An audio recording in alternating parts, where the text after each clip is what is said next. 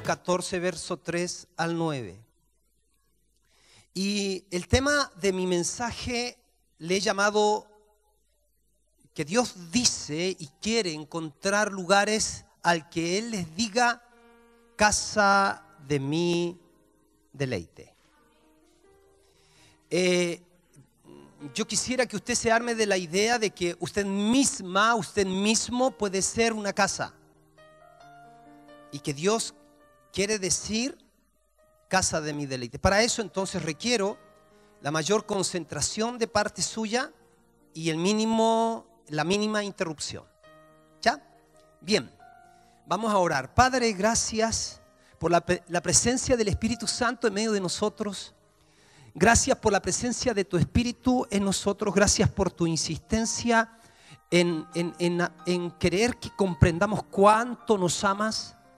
Gracias porque eres real, no eres una religión, no eres una historia, eres una persona viva y real. Eres el creador del universo. Y gracias por insistir en seducir nuestros corazones, en llamar nuestra atención, para que nosotros de verdad tengamos puesta la mirada en Jesús, el autor y consumador de la fe. Y nosotros queremos tener puesta nuestra mirada en ti, Señor, porque para eso hemos sido creados, para contemplar tu hermosura y disfrutar de tu belleza.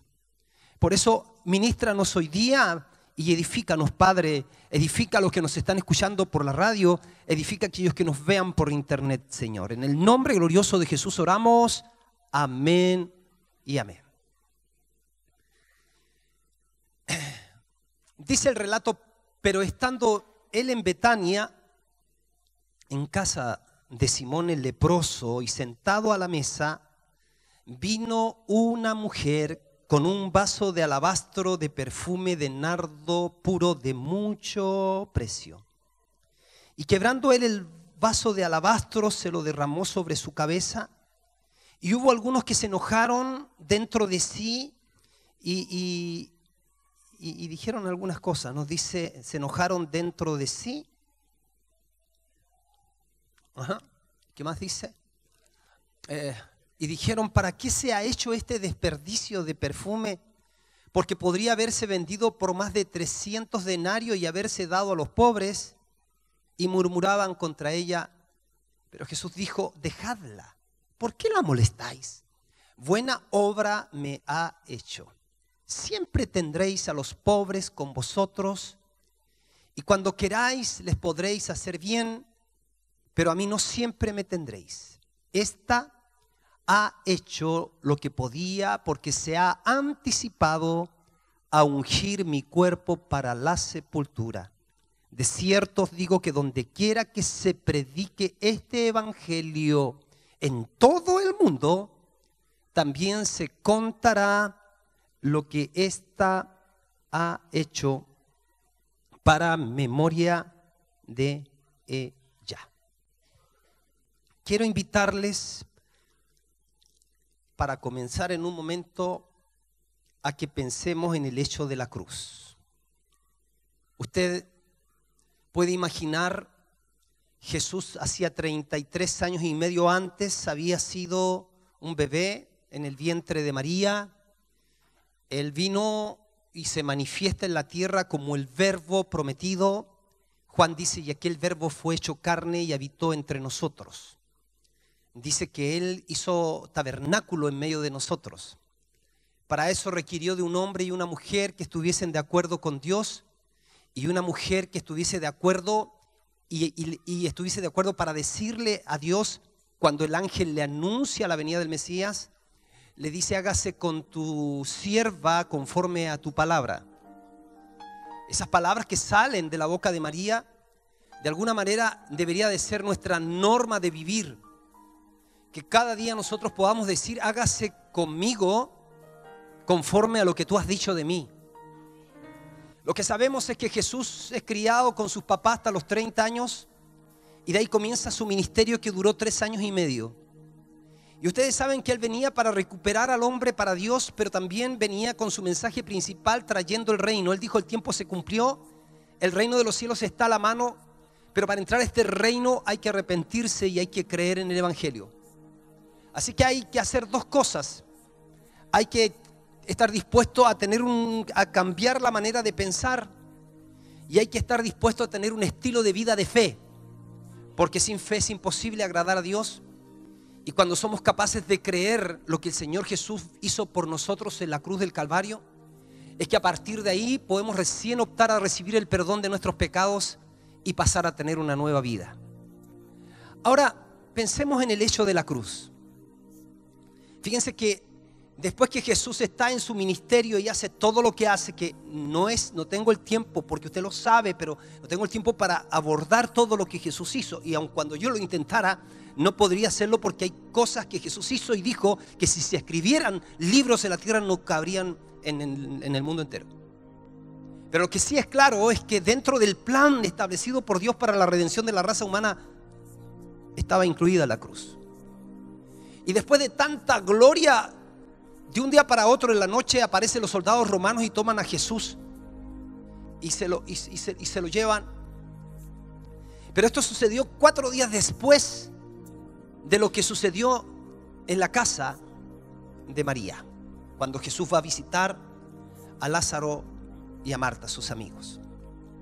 Y cuando toman a Jesús y después lo torturan, lo azotan, lo escupen, laceran sus espaldas, clavan sus manos y sus pies, ponen una corona de espina en su cabeza y con un palo pegan a la corona. Él está en una situación difícil, demasiado complicada.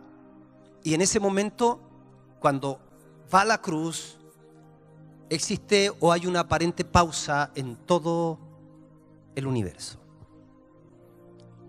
Su hora más difícil había llegado.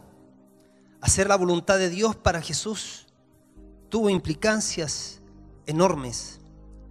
Él sabía definitivamente que hacer la voluntad de Dios implicaría, valga la redundancia, ir a la cruz. Y en este momento Jesús está en la cruz. Los síntomas de los golpes, los maltratos, las laceraciones y torturas son evidentes en su cuerpo. Pedazos de vidrio aún están incrustados en sus espaldas como consecuencia de los azotes. Sí, el dulce maestro de Nazaret, el buen pastor, el alfa, la omega, el principio y el fin, ahora está desfigurado por el maltrato propinado por la raza humana. La Biblia dice que Jesús sufrió la cruz. No fue un acto de show. Jesús se despojó como Dios y tomó forma humana. Y siendo un humano correcto y perfecto delante de Dios, experimentó la cruz porque era necesario para que pudiese ser satisfecho todo lo que demandaba la justicia divina. Todos habíamos pecado y el alma que peca morirá. Todos merecíamos irremediablemente perdernos eternamente por causa de nuestros pecados. Era necesario un redentor que pudiese satisfacer lo que demandaba la justicia divina, pero para hacerlo no tenía que tener ningún pecado. Jesús cumplía el requisito. Sus manos y pies están clavados al madero. Manos y pies clavados con largos y oxidados clavos. Y en esta posición, cualquier mínimo movimiento aumentaría el dolor que ya no sabes de dónde proviene. Afiebrado, colgado, azotado, vejado, abandonado, escupido. Sin embargo, la Biblia da testimonio de Jesús y dice algo inmensamente trascendental, inimaginable para nosotros. A no ser que la Biblia lo revele, no lo entenderíamos. Pero Hebreos dice, en Hebreos 12:2, dice: el cual por el gozo puesto delante de él sufrió la cruz, menospreció el oprobio. Lo que alcanzó a ver esta persona que escribe Hebreos, inspirado por el Espíritu Santo, es que en medio del dolor, ahí en esa cruenta cruz, hay algo que además de todo lo que está sucediendo, imagínenselo colgado, su rostro desfigurado, la sangre por las horas cayendo, muchas de ellas se había secado, estando allí en la cruz, casi sus ojos sin poder ver mucho, y a lo mejor a lo lejos podía ver al único discípulo que tuvo la posibilidad de acercarse, incluida su madre, Juan, porque era menor y porque lo desestimaron seguramente los enemigos de Jesús. Pero Jesús seguramente miró a Juan y miró a los que eran sus aliados, y en medio del dolor ahí, en esa cruenta cruz, hay algo que le está produciendo un gozo inexplicable. Pareciera que no es combinable un momento de tortura con una instancia también de gozo en el interior. Pero la pregunta es, ¿qué le está provocando ese gozo inexplicable? ¿De qué gozo estamos hablando? Hablamos que el gozo es el contentamiento permanente que se produce porque puedes ver un poco más allá de las circunstancias y puedes quizás estar hasta anticipando una gran victoria. En medio de las peores circunstancias, cristianos en el pasado murieron asesinados porque ellos sabían, a pesar de todo el dolor y el sufrimiento, tenían el gozo incluido por causa de que ellos sabían que después de la muerte para ellos venía la eternidad. Ahora, obviamente que para Jesús había algo mucho más que simplemente Él mismo volvería al Padre, sino que algo impresionante está sucediendo. Observen este contraste. Jesús colgado, el soldado romano toma una lanza, impregna un pedazo de algodón o un trapo con vinagre, un vinagre fétido, y lo acerca a la boca de Jesús. Todos huelen el vinagre que el soldado romano le puso en la boca. El aroma es intenso, hay una combinación de sangre seca. Esto para mí es la representación vívida de lo que es capaz de hacer la raza caída y de ofrecerle al ser más maravilloso de la tierra. Eso hace la raza caída.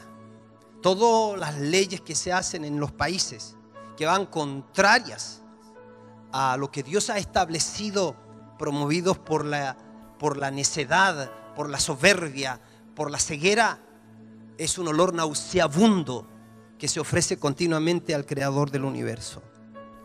Sin embargo, los suspiros de Jesús nos revelan que hay otra fragancia. Y aquí viene el tema. Retrocedamos y pongamos una pausa. ¿Se recuerdan a Jesús estando en Betania? ¿Se recuerdan lo que sucedió ahí? ¿Sabe? Betania era el lugar como favorito de Jesús. Betania era el lugar de reposo. Así sí, significa lugar de reposo. Betania era el lugar donde vivía María, Marta y Lázaro.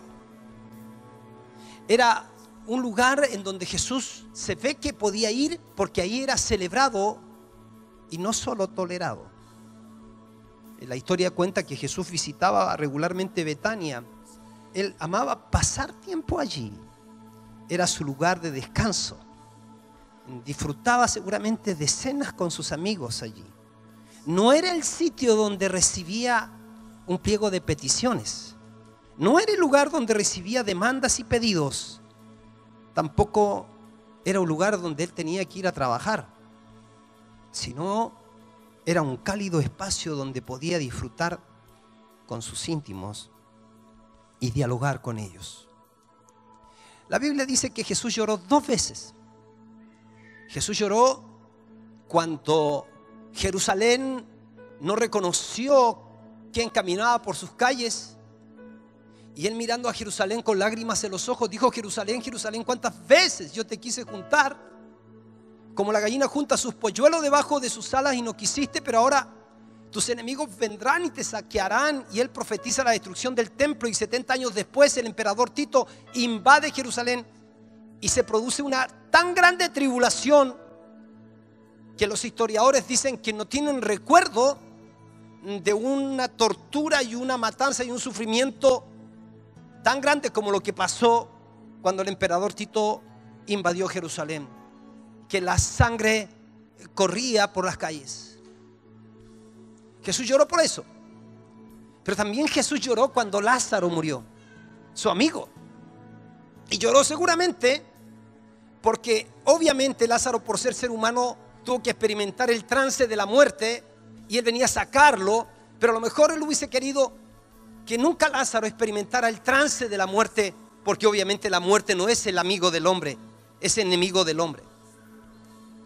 Pero no solamente por eso, sino yo creo que lloró por lo que lo ligaba a él, porque él representaba junto con Marta, pero mayoritariamente María,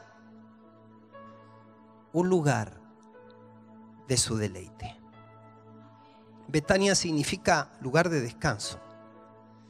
En esta ocasión solo faltan horas para que Jesús sea expresado, juzgado. ¿Se acuerdan que aquí María se abre camino y María va a hacer un acto extremo? María va a hacer algo que nadie se esperó. En esta ocasión el relato de María, cuando María está ahí, cuando Jesús está en la casa de María, Marta y Lázaro. En esta ocasión solo faltan horas para que Jesús sea expresado, juzgado, torturado y apresado, juzgado, torturado y llevado a la cruz. Y una mujer irrumpe en la escena con lo que llamamos un acto de adoración extrema. Este acto fue extraordinario. Este acto fue único. Este acto no fue un acto común. Fue un acto de entrega. Fue un acto superior. Se dice que lo que ofreció esta mujer, María, fue nardo puro que se contenía en un frasco que se llamaba el frasco de alabastro. Dice que era muy valioso al tal punto que esta acción de María provocó la crítica de la gente. Curioso, ¿eh? Curioso. Porque relacionaron el perfume con lo valioso. Curioso. Nadie critica cuánto ganan los millonarios del mundo. Nosotros mismos los hacemos millonarios comprándoles sus productos. Pero sí se critica cuando una iglesia va a dar especialmente algo costoso para Dios y para su obra. Y de eso continuamente se critica y se habla. Un relato dice que uno de los que llevó adelante la murmuración era Judas, porque él sustraía. El argumento era de que debió haberse dado a los pobres. ¿Cómo no piensan en los pobres? El Señor Jesús dice: déjenla, porque buena obra ella me ha hecho. Sale a su encuentro. El nardo puro era un perfume atribuible a reyes, a la realeza. Entonces, para que una mujer pudiese tener ese perfume, era seguramente una herencia costosa. Frecuentemente las mujeres ocupaban eso. Las que podían tener el privilegio de tener el nardo puro lo habrían escogido y guardado para el día de su boda. Ese día se quebraría el frasco y el nardo liberaría su fragancia. Entonces, cuando ella irrumpe, nadie parece entender lo que ella está haciendo, lo que está sucediendo. Solo Jesús. Ella no está pensando en ninguna otra cosa que lograr el corazón de quien la amó y alegrar, el corazón de quien la amó como nadie más en el mundo. Ahora la pregunta es: ¿podría este simple acto afectar tanto positivamente el corazón de Jesús? ¿Dejar una marca, dejar un registro en los anales del universo? ¿Es posible que un instante de acción, a lo que llamamos adoración genuina y sincera, active los siguientes movimientos proféticos y Jesús tenga una consecuencia? Incluso esto tenga una consecuencia cuando Jesús estaría en la cruz. Te voy a mostrar que sí. Porque no solo en la cruz, sino también tuvo consecuencia en la sepultura, en el propósito de esa mujer, en las naciones y en las generaciones. ¿Sabe?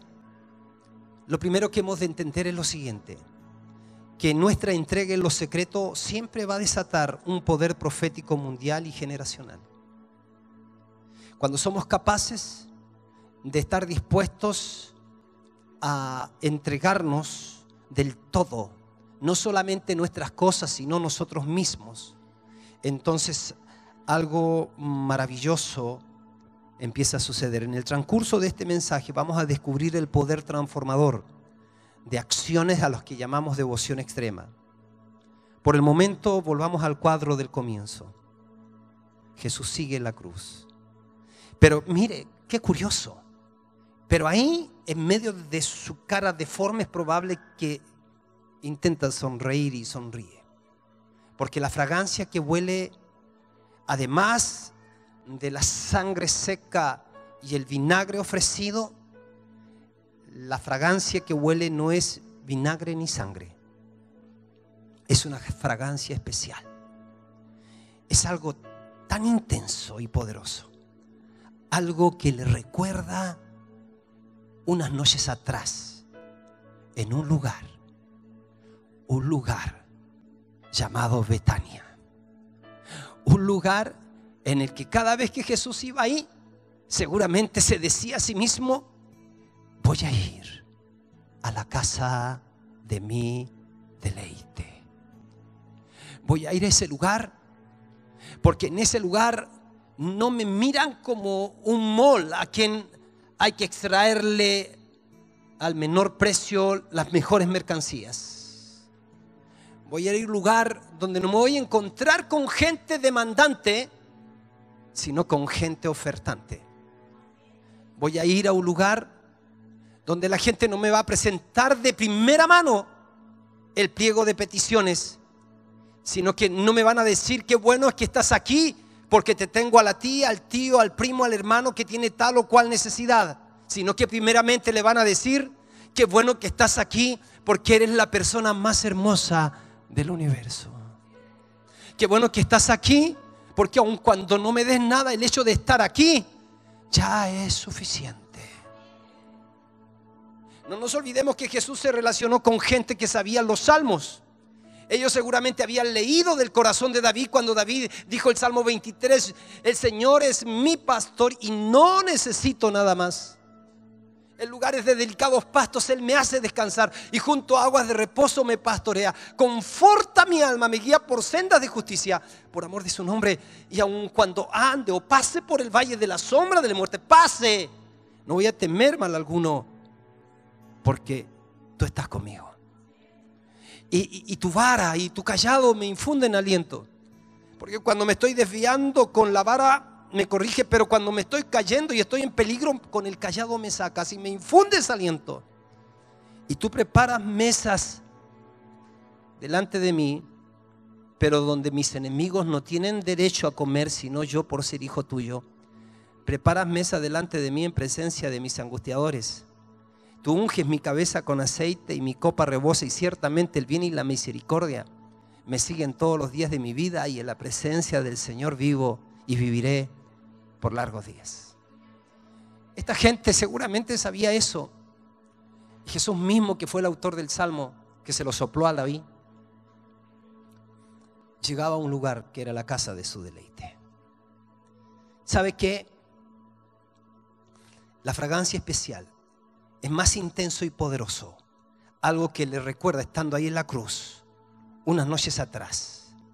Se acordó por causa del olor del nardo.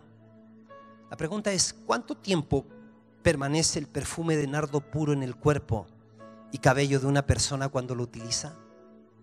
¿Será posible?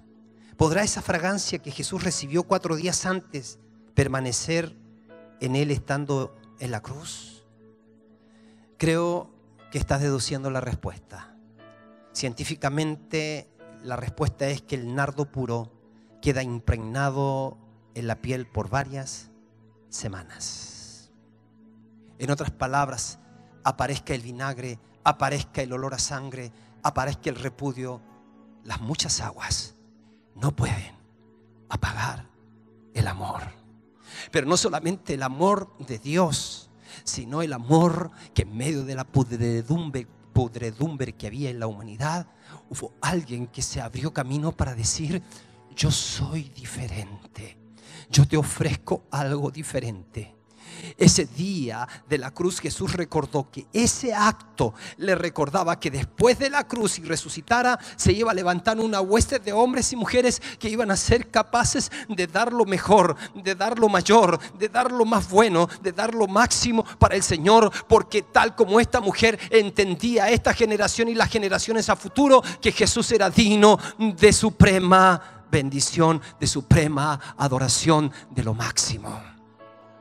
Él sabía que después de la muerte, la cruz y su resurrección, María no iba a ser la única, sino que era la tipología de una generación de hombres y mujeres que no le iba a importar las críticas, el rechazo de los demás, las acusaciones de que son fanáticos, sino que definitivamente sus propias vidas consagradas a Él, ellos rompiéndose como frasco de alabastro, muriendo para sí mismos, pero viviendo para Dios, iban a ser continuamente un incienso y un olor grato que llega a la presencia de Dios. Cuando Dios mira la tierra, Él se alegra, porque la iglesia del Señor Jesucristo que Él compró es el conjunto de hombres y mujeres que continuamente le dicen: sí, Señor, valió la pena que hayas muerto en la cruz, y yo me ofrezco como esta mujer. Donde quiera que se predique este evangelio, también se contará de lo que esta mujer ha hecho.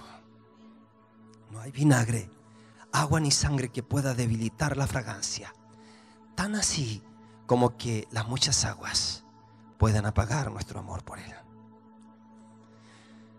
Pregunta: ¿podría nuestra entrega, nuestra devoción, nuestra entrega provocar efectos similares en el corazón de Jesús?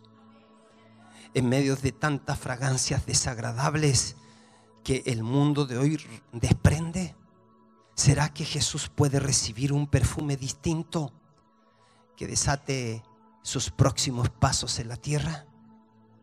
Mis preciosos, el llamado es a una mayor consagración. El llamado es a dar lo mejor de tu vida a Él.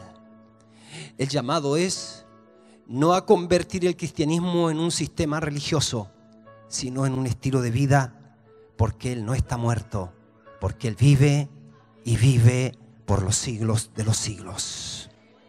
El llamado es para ti y para mí a despertar y a restaurar el primer mandamiento en tu vida: amar al Señor con todas tus fuerzas.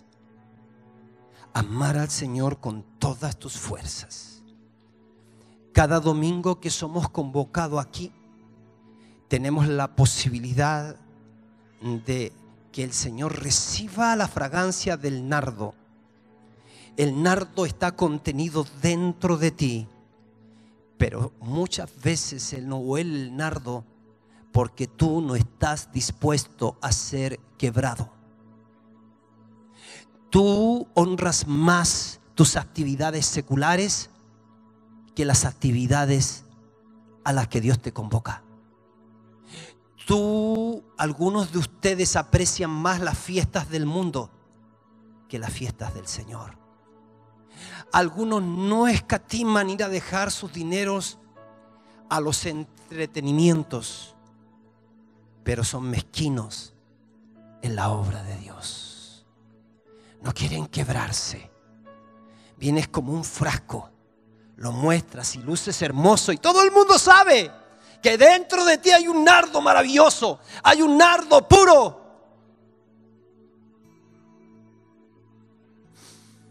Pero lo que no espele es su fragancia, porque te rehusas a ser quebrado. La mujer tuvo que quebrar el frasco. ¿Y sabes qué? Si tú quieres ver tu generación transformada, entonces tienes que saber por dónde empezar. Porque el Señor dice: los que se entreguen a mí, entonces ellos van a ser como un frasco que se quiebra, pero que van a impregnar los ambientes. Ahí puedo imaginarme a María: se abre camino, quiebra el frasco de alabastro, los vierte sobre Jesús, hasta el punto que se arrodilla y con sus cabellos enjuga sus pies. Pero no solamente ese acto era algo que estaba preparando a Jesús para la sepultura y que iba a hablar muy fuerte en el momento de la cruz, sino que en ese mismo instante el ambiente se llenó de la fragancia. Con ese acto ella se convierte en una transformadora de ambientes. Dios te ha llamado para que te conviertas en un transformador de ambientes. Que en tu trabajo se vuela olor a vida. Que en tu trabajo, que en tu colegio, que en la universidad, que en tu casa, el olor a salvación, amor, amabilidad, a bondad, a fe, a mansedumbre, a dominio propio, a fe, fluya, se sienta, se comparta. Todo el cuarto quedó impregnado. Y de seguro que cuando ella salió, estaba ese nardo. Y cuando Jesús después sale de la casa, estaba el olor de ese nardo. Y seguramente la gente concluía: ellos estuvieron juntos. Ellos estuvieron juntos. La gente decía de los discípulos de Jesús en el libro de los Hechos: de Pedro, tú andabas con él. Sí, porque hasta en tu hablar te le pareces. A esos del camino le vamos a poner cristianos, porque ¿sabe qué? Según ellos siguen al Cristo y se parecen a ese Cristo.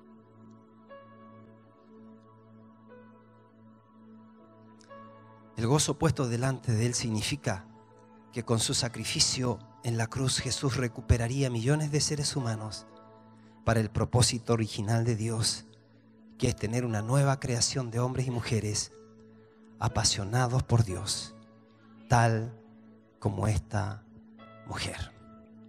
Por eso mi llamado, preciosos, que el Señor, o el llamado que el Señor nos hace es: avancemos juntos y descubramos el poder transformador de ser esa gente que tiene una devoción extrema, para que para el Señor sea un deleite venir. Fuimos creados para su deleite. Lo que tú tienes que saber es que no solamente tú tienes que deleitarte con Él, sino que Él también quiere deleitarse contigo. Te está esperando cada mañana, te está esperando cada día. Te espera el día domingo que llegues temprano para darle lo mejor a Él. Te espera que estés con Él. Espera que le hables de tu corazón. Espera que le ofrezcas y que tú mismo te ofrezcas. Espera que aquí hayan construcciones. Por eso nosotros tenemos un lugar ahí que se llama Casa de Oración, o a lo mejor en el futuro debería llamarse Betania, el lugar de mi deleite. Pero eso que está ahí es un testimonio nomás, que cuando hagamos el otro edificio también vamos a hacer un lugar que se va a llamar a lo mejor Betania, Casa de mi deleite, donde va a quedar un testimonio vivo de que lo más importante para nosotros es que hemos entendido que hemos sido creados para deleitar y deleitarnos en la presencia de Dios, para deleitar el corazón de nuestro amado. El Señor Jesús en la cruz del Calvario logró nuestro acceso a Él. Termino diciendo: los sacerdotes, mientras Jesús estaba ahí en el Gólgota, estaban oficiando ahí en el lugar santo. Había un cortinaje que dividía el lugar santísimo. Ellos sabían muy bien que el lugar santísimo estaba reservado solo para un sumo sacerdote que los representaría una vez al año a ellos. Pero en esa ocasión, en el lugar santo, estaban oficiando los sacerdotes, y de repente, paralelo a lo que estaba sucediendo en el Gólgota, el cortinaje del templo se rasgó desde arriba a abajo. En la antigüedad, si alguno miraba dentro del arca, moría. Ellos sabían que adentro estaba la Shekinah de Dios, la gloria de Dios en el Santísimo. Pero ese día sucede algo extraordinario. Es el mensaje que tiene que predicarse a todas las naciones. El Señor, a través de su sacrificio, rompió el velo para que el acceso a Él sea expedito a todos aquellos que creen en Jesucristo, el Cordero de Dios, que quita el pecado del mundo, el Salvador, el Rey de Reyes, Señor de Señores, el que venció la muerte, el que perdona los pecados, el que transforma las vidas, el único digno de recibir la gloria, la honra, el que tiene el espíritu de resurrección y que vendrá como Rey de Reyes y Señor de Señores para reinar en las naciones de la tierra. Dale el mejor aplauso a Él.